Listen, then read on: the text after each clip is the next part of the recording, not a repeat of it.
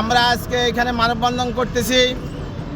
আমরা দেখতেছি গত অন্তর্বর্তীকালীন সরকার আমাদের খুচরা সার কার্ডধারীদেরকে বাতিল করেছেন। আমাদেরকে কোনো নোটিশ না দিয়ে আমাদেরকে বাতিল করেছেন, তাদের ওয়েবসাইটে আমরা দেখতে পাচ্ছি।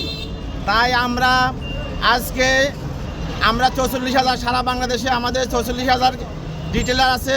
এই রিটেলারদের আমাদের আজকের দাবি মাননীয় কৃষিমন্ত্রী এবং প্রধানমন্ত্রীর কাছে আমাদের নিবেদন, আমরা আমাদের এই 44,000 কার্ডধারী এবং 5 কোটি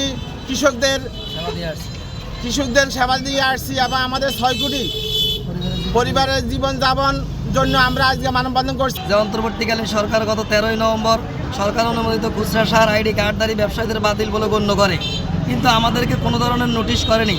তাদের নিজ একান্ত মতামতে কৃষি মন্ত্রণালয়ের ওয়েবসাইটে এই তথ্য প্রকাশ করে। কিন্তু দেখা গেছে আমরা 44,000 খুচরা সার বিক্রেতা প্রায় 30 বছরের মতো সুনামের সাথে ব্যবসা করে আসছি এবং 5 কোটি কৃষককে সেবা দিয়ে আসছি।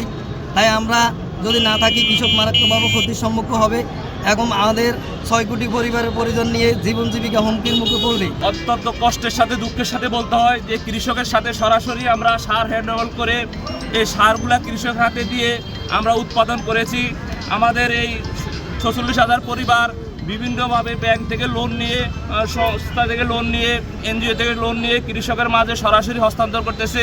বিভিন্নভাবে দিনরাত পরিশ্রম করে, মাঠে ঘাটে পরিশ্রম করে আজকে যদি 46,000 পরিবার আমাদেরকে যদি বাতিল ঘোষণা করা হয়, তাহলে আমাদের 46,000 পরিবারের ভিতরে তাদের 6 কোটি পরিবার ফ্যামিলির সদস্য আজকে না খায় মাঠে মারা যাবে।